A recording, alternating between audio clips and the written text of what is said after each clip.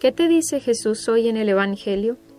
El Evangelio de hoy está tomado de San Juan capítulo 5 versículos del 1 al 16. Es el Evangelio de la curación del paralítico de la piscina.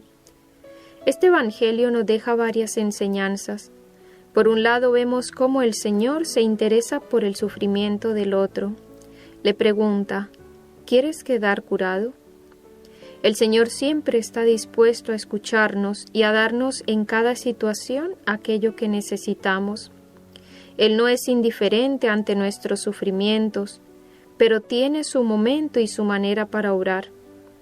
En el caso de este hombre, lo hizo esperar 38 años. Quizá los necesitaba para purificarse de sus pecados, porque cuando Jesús lo encuentra en el templo le dice, no peques más, no sea que te suceda algo peor. Dios lo que busca ante todo es nuestra salvación, y lo que vivimos en esta vida, comparado con la eternidad, es un suspiro.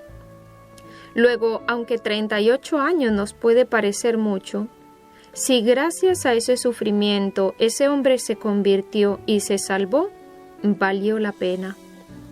Si por el contrario hubiera vivido siempre sano, pero no se hubiera salvado, eso sí habría sido una verdadera desgracia.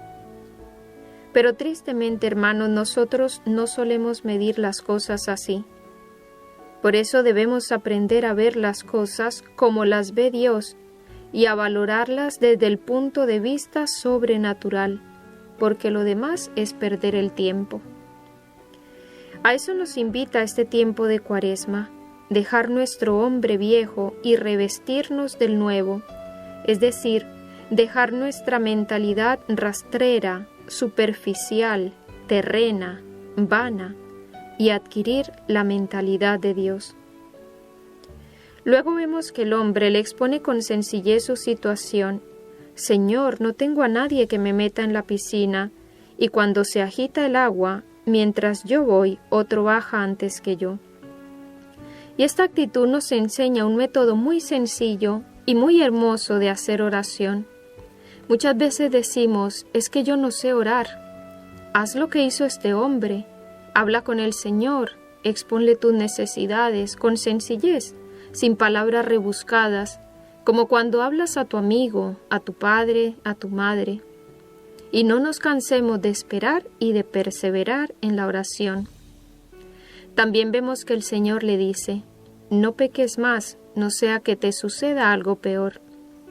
El Señor nos invita a luchar contra nuestros pecados y defectos, pero sin perder la paz.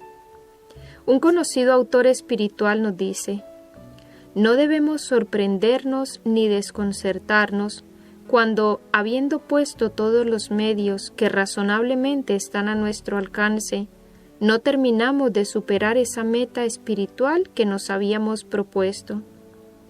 No debemos acostumbrarnos, pero podemos aprovechar nuestras faltas para crecer en verdadera humildad, en experiencia, en madurez, en juicio, en comprensión, etc. A veces nos proponemos metas y vemos con tristeza que no las cumplimos.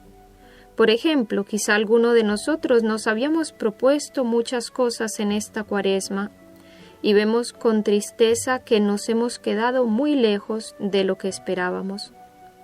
Otras veces nos hacemos serios propósitos de ser más pacientes, mansos, cariñosos, tolerantes, mortificados, humildes, piadosos, y a pesar de los esfuerzos realizados, a veces constatamos que en vez de avanzar, retrocedemos.